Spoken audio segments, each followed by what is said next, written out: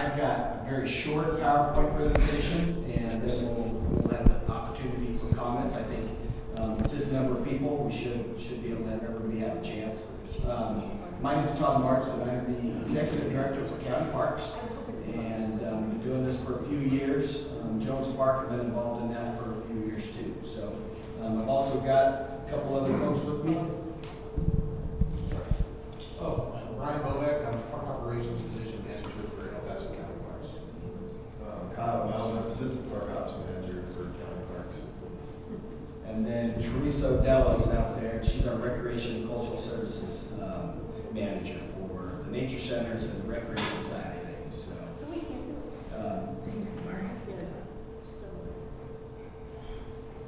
Hey Teresa.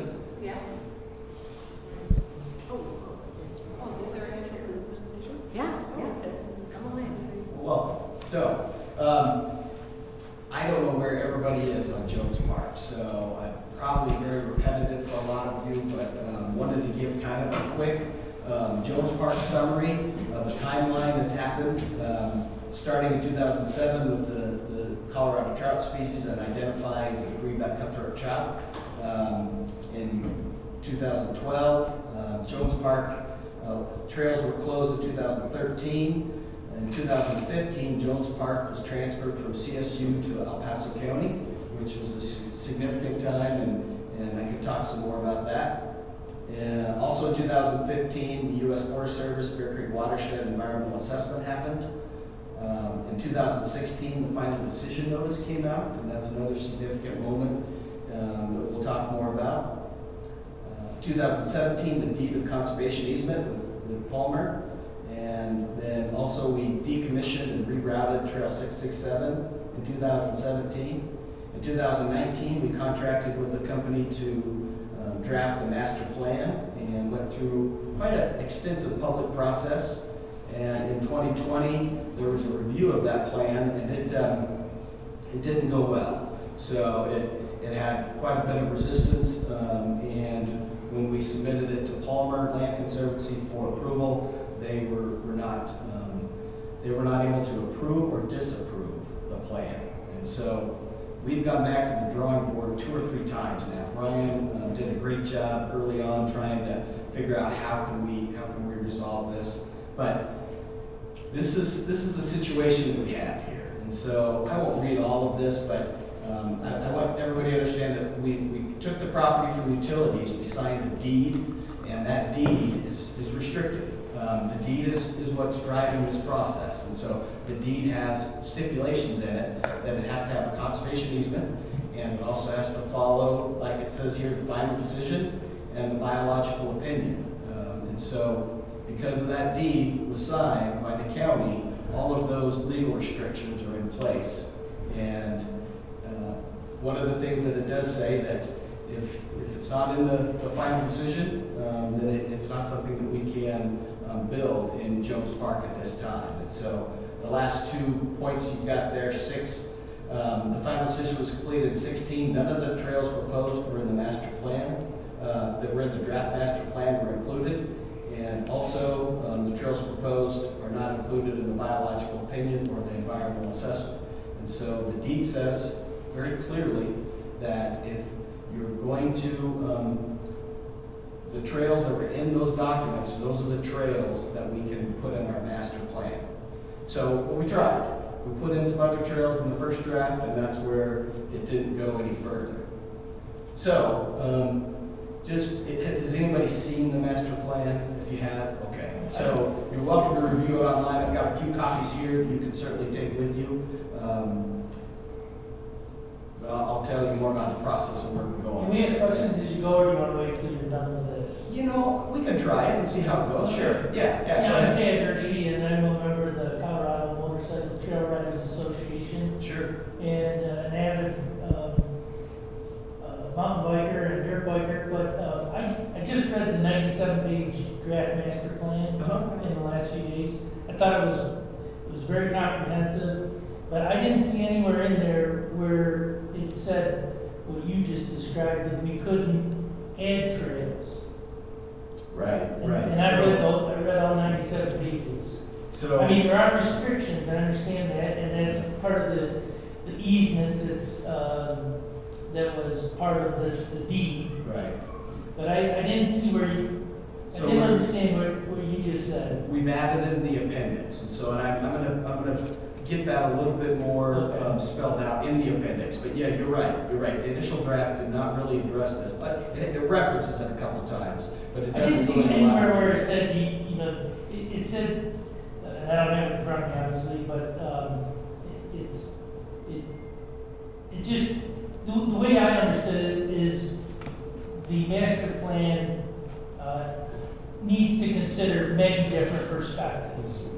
And that's basically what I got out of it, so So- I'll let you keep going, but. You're good. I hear what you're saying, and we need to expound Okay. on that. So, but what I just said in this here, that is all, it's just the facts. That's what the situation is, and. What is the final decision notice? The final decision notice, and, you know, we could post that online, and you guys can go and read it, it might already be there. It was done by the U.S. Forest Service, Okay. and part of that process, so. All right.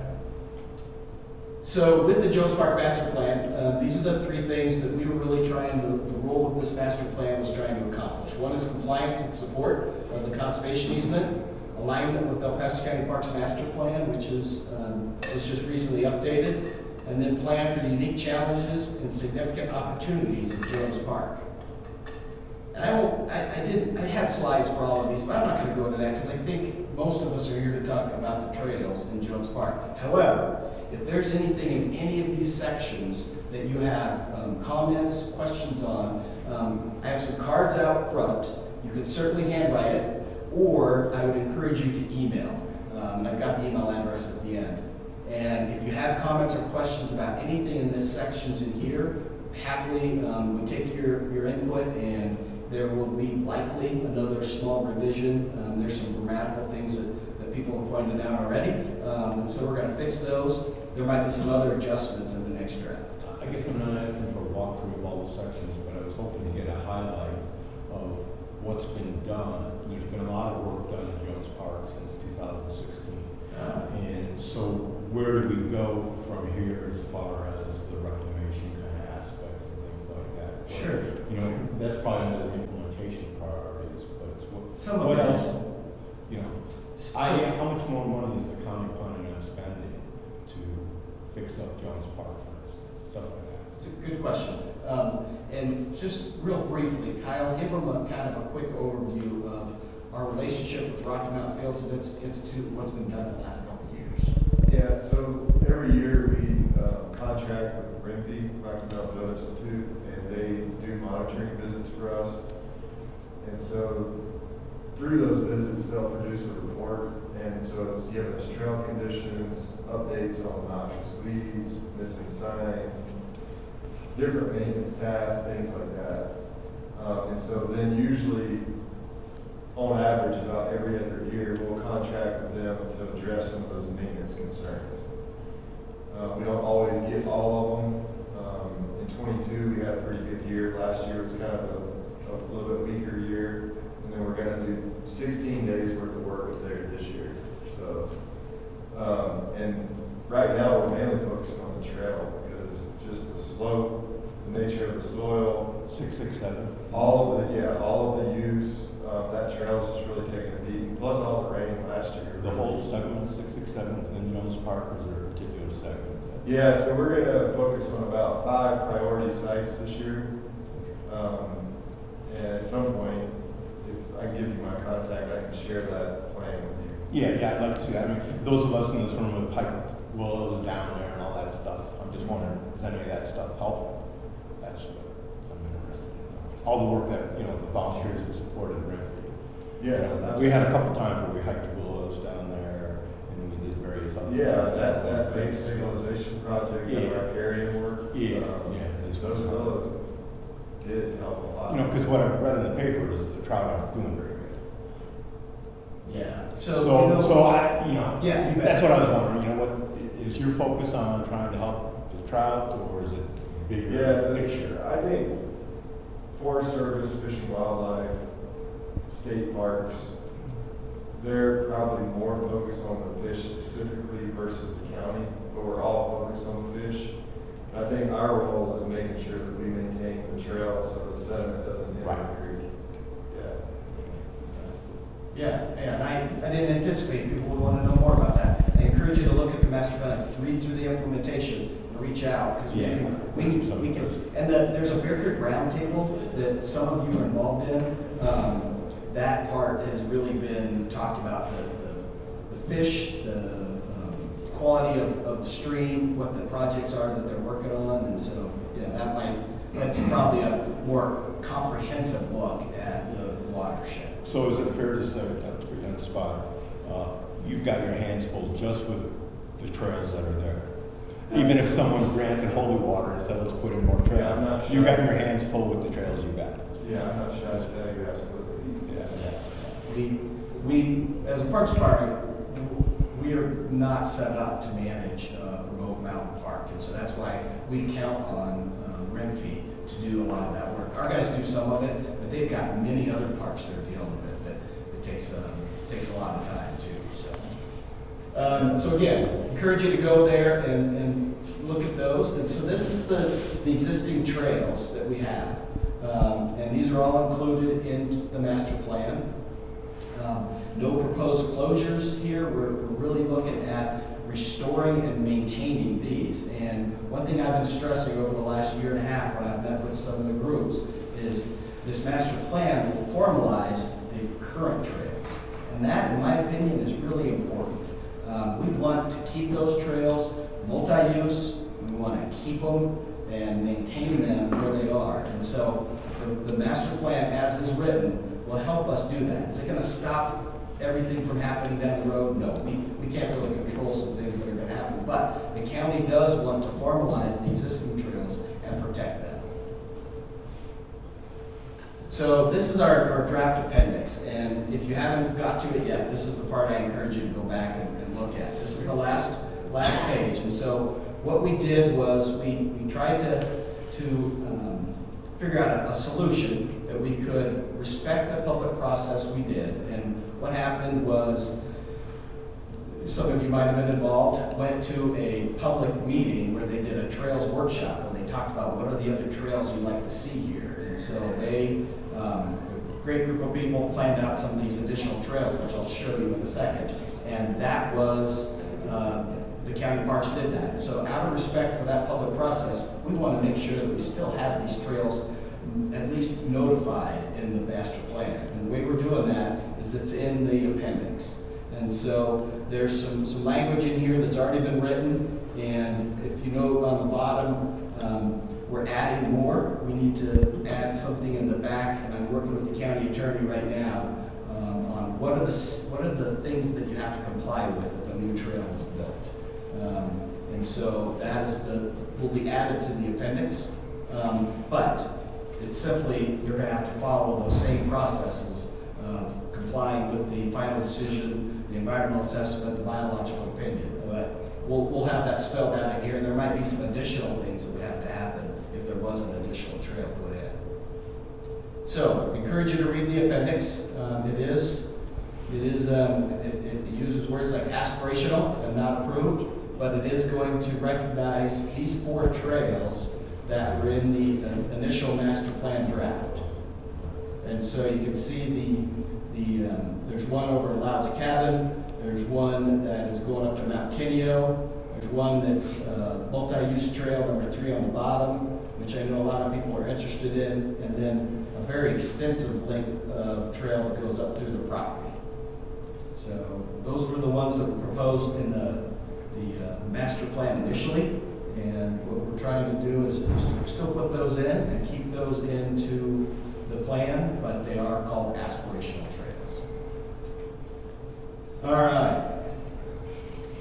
That is my brief presentation. So I think what I'd like to do is if anybody would like to give me comments or questions, I will try to answer them. If I can't, we will write them down and we will respond to them as we go.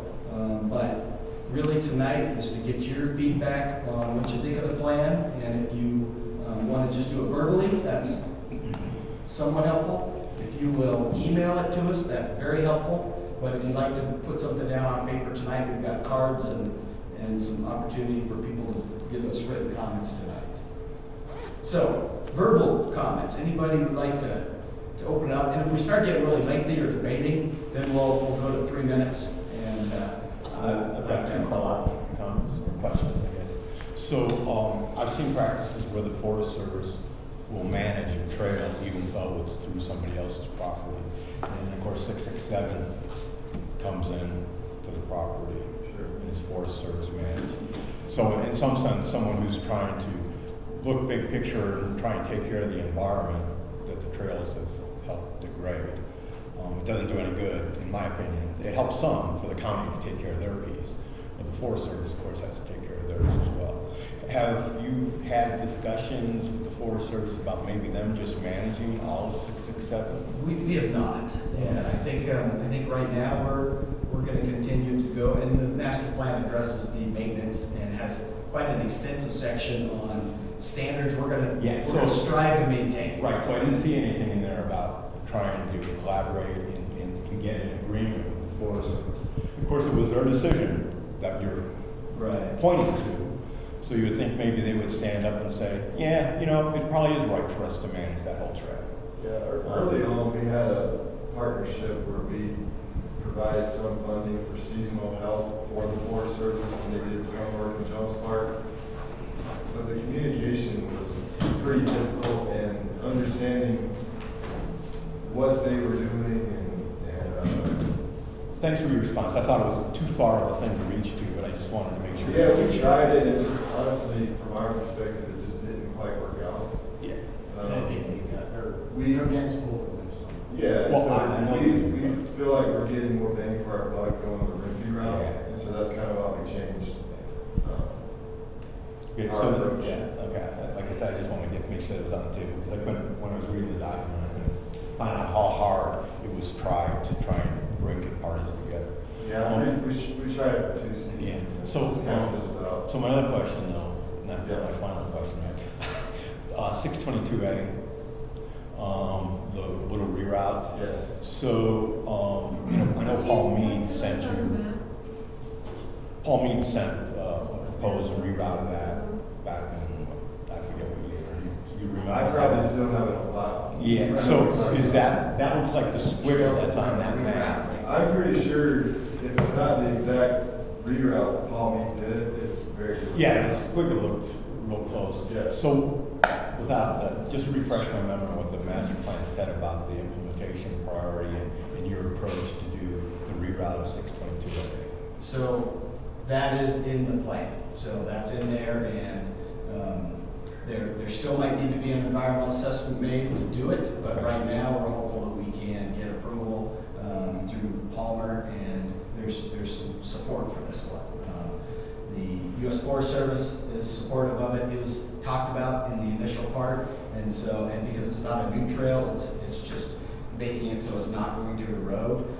We're hopeful that we can get this one done, or at least in the plan, and then we'll have to find the funding to do it. But it is currently in the plan. So I'm not trying to put anybody on the spot. So it's a couple years down the road kind of time frame. I don't know if we have a time frame on it. So Well, you're talking environmental approvals. if that has to happen, Trust it's years approval. away, yeah. None of that's been even initiated, so until the plan gets approved, and then we move forward with that. That would take more time. And then we could advocate to try and put priority on that after that point in time. Yeah, we don't have a timeline, but one thing that is beneficial for us working with Renfrey is a lot of times we're able to leverage our funding with grant funding that they have available.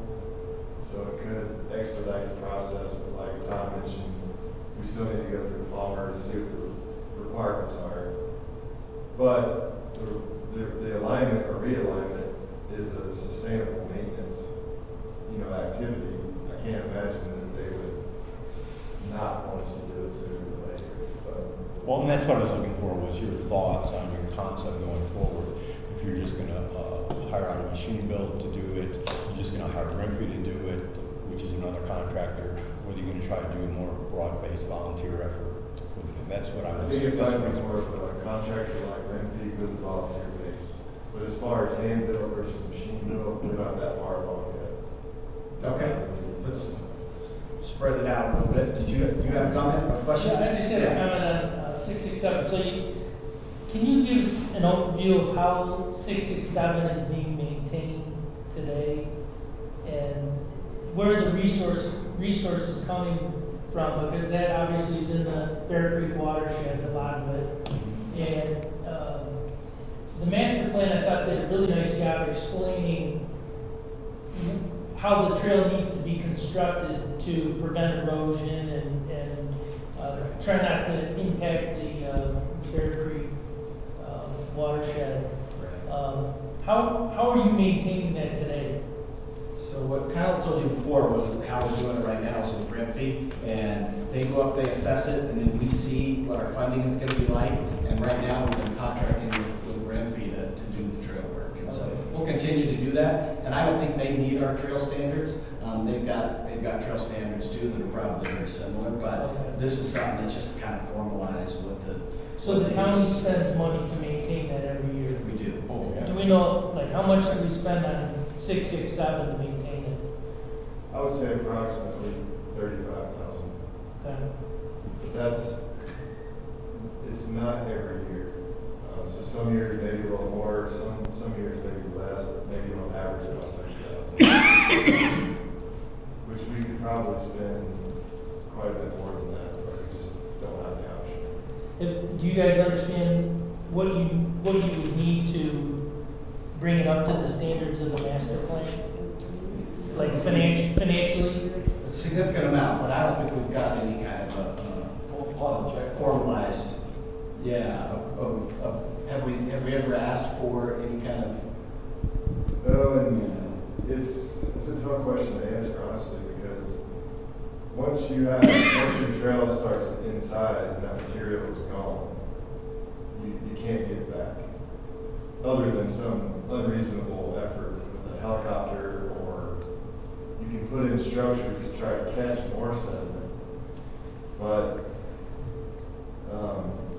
it's really hard to maintain those level of standards. But there are ways to create the slope that's acceptable, drainage points and things like that, which won't help the past, but maybe will help the future. Sure. Absolutely, yeah. Improving drainage is one of the main focuses we're going to do this year. Yeah, That's pretty much the only thing we're going to focus on this year, is just get water off the trail. right, Yeah. okay. Okay. Other questions, comments? Yes, Mark? Real quick, the $35,000 that the county spent, I think it was last year for Renfee, that came from an OHV grant. So that came out of the sticker funds on motorized vehicles. My big question is, when we went through the public process, there was the 5 trails that were aspirational, I guess. So how did 622 reroute become part of the master plan and the other trails did not? So, Mark, it might not be. So if we get the pushback that we got on the other trails, and Palmer's not going to consider this, we might have to push it back to aspirational. The reason that it's in there is because it's not a new trail, it's a reroute of an existing, very eroded trail. And so, in our mind, it's not creating a new trail, it's fixing an erosion problem with the trail. So, but I hear what you're saying. So right now, it's in the draft, but it might have to be pulled and be put back into the aspirational side. And will that require the same amount of, at the bottom of your appendix, all the different things? Is that going to be contingent on all those other things as well? If that is the case, it will be taken out of the plan and put in aspiration. So Okay. the feedback that we got from several of the agencies the first time was they were, because it was a reroute and going to fix some of the erosion problems, they might be supportive of it. And so I think, yeah, it's in the process of the plan. Okay. And last thing, CMTRA worked with Tim and you and Brian for putting up a sign kind of in the intersection of 626 and 667. Okay. And did that kind of go away? Because I didn't see any mention of that in the master plan, or is that still okay to go and put that up whenever we choose to? You mean 6228? Yeah. So right where that intersects with 667, Yeah. there's kind of a big open space, and we had planned to put up the we call it the "Be Nice, Say Hi" sign. And we went through the county process, and it says, welcome to Bear Creek Watershed. Yeah, that I think sounds like it was before my time, so I'm not familiar with that, but we can talk some more about it, yeah. I think it's kind of it's a helpful sign. I mean, we definitely have user conflict on that trail. Right. Constantly. Yep. I mean, I don't see why we would oppose it, but I think we just probably need to go through a simple process to get it put up there. Okay. Yeah, I don't think it needs to be in the master plan, but absolutely, we can talk some more about it. I don't remember us talking about it. All right. Yeah. Mark, I recall there were emails and stuff. Yeah. We had finalized and approved Yep. the sign. I think it just came down to the logistics of getting the sign, getting it up there, getting it installed. And Rimpey was going to help with that, and then they didn't. So then we just said, well, we'll just carry this stuff up there, and we just have to put 2 8-inch holes in the ground. And Sure. Yes, sir. Could you explain the criteria that Palmer would use to make a decision about whether to approve 622 or a new trail? I cannot speak to the Palmer process, so, yeah, I can't. If you want, email me that, and we can try to get a response out to you, but I can't. Might be good to add that to the appendix. I think that's an important question, because it's kind of tagged along with it is, how do we go from an aspirational trail to an approved trail? So we are. What is that process? Right. I don't know if we can label the process, but we are going to list all of the things that in our mind would have to happen beforehand. So that's the part that we're going to expand on. I think that needs to be laid out in the master plan appendix. What is the process that you go from A to B to get to an approved trail? Yeah, yeah. And it might be overwhelming, and maintenance may be difficult, things Possibly, like that. yeah. But the process should be laid out in the appendix. We agree. How do you get to become a recognized trail? We agree with you. So you'll see that. Yeah. And I think that needs to include Palmer Trust. What steps they Yeah. use to evaluate additions to the park. And as I understand it, the conservation easement controls, and therefore they couldn't approve any changes that would be contrary to the terms of the easement, meaning that it would, an addition or change would have to either improve the conditions for which the conservation easement was put in place, or it would at least not have to cause any deterioration So to those factors.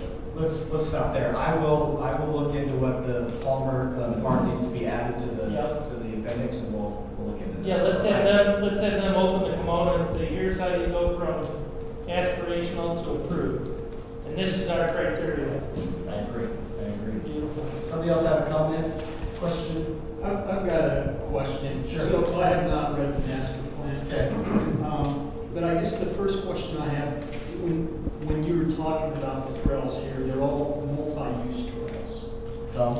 Not all of them. Okay, not all of them, because I kind of understood all of it, and I was like, is that the right approach? Because a hiking trail is different than a mountain bike trail, So different than a motorcycle trail. they are, yes. And then with the environmental impacts with each one of those, I would think that there are different criteria that they're evaluating when they're looking at a hiking trail, a bike trail, a motorized trail. Not that I'm aware of. I think it's just disturbance of a trail, so, And yeah. I just bring that up because on some trails, the wear and tear is going to be a lot less than So right now, the one trail that is pedestrian only is the Loud Trail, and so, yeah, that Is one. that 622A by chance, or? Yeah, it's number 622. 622 is a Forest Service number, so that's not a Forest Service land.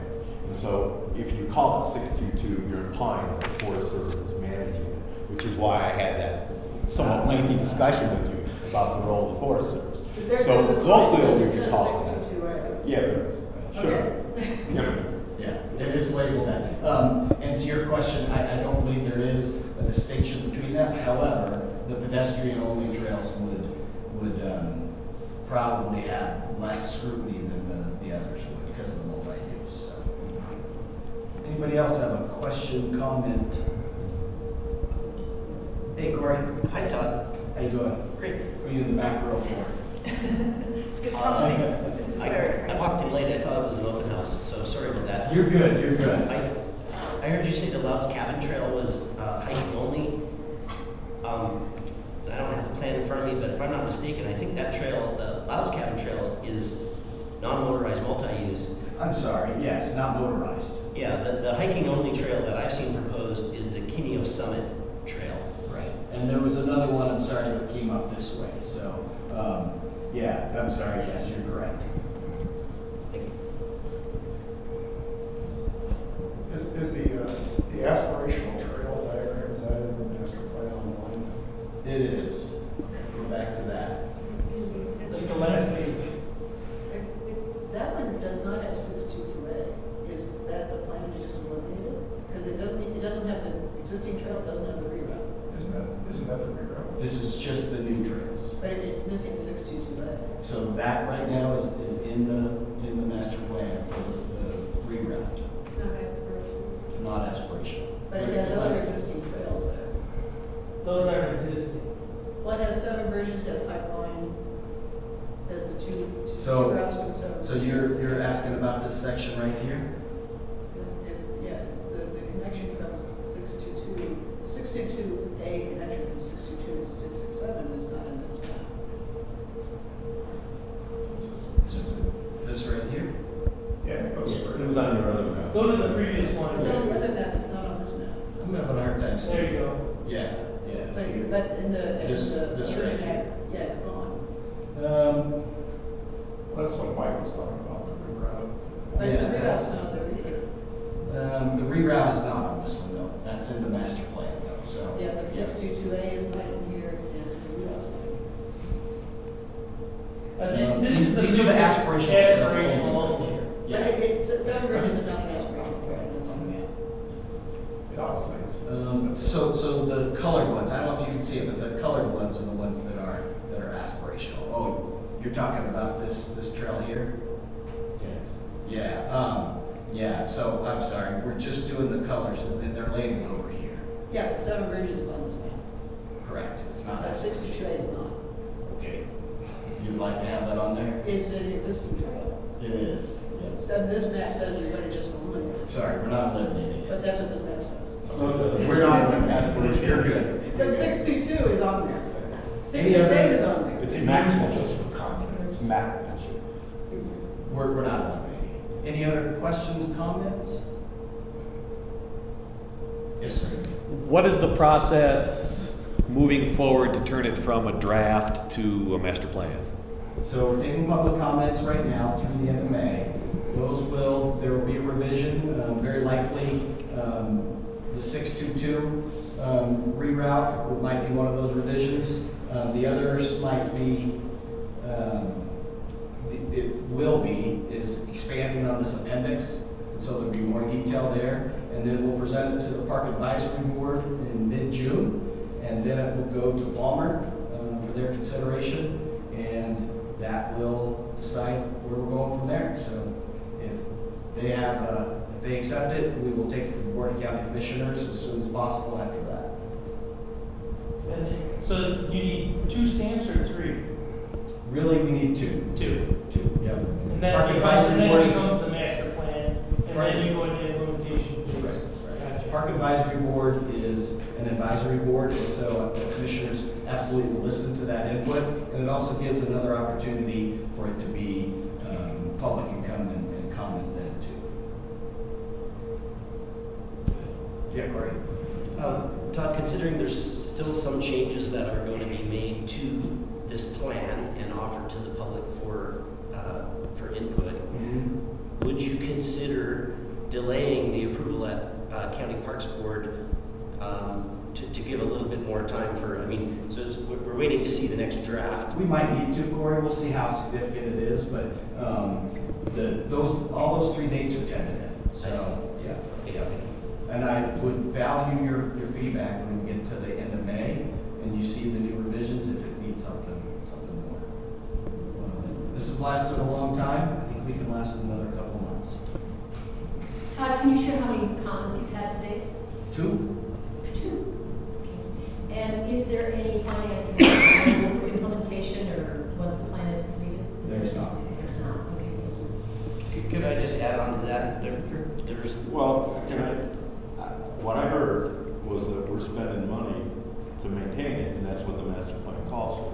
Correct. So, in some sense, whether, let's say the plan got approved on a fast cycle, probably, I don't know if you said this year, but next year, money will be spent. You're correct. We will continue to budget as we can to improve Jones Park. So we don't have a set budget. We don't have this dollar amount that after the master plan is done, it's going to come in. So, but we will continue to do what Kyle mentioned and do what we can. Corey. I don't have a comment, thank you. Okay. Well, thank you guys. Again, number one way to do this is to email us. It's at parks@elpasoco.com. Or you can certainly fill out a card. Or if you want, after we're done here, you can come up and tell me your feedback and I'll listen to those. Where is the plan online?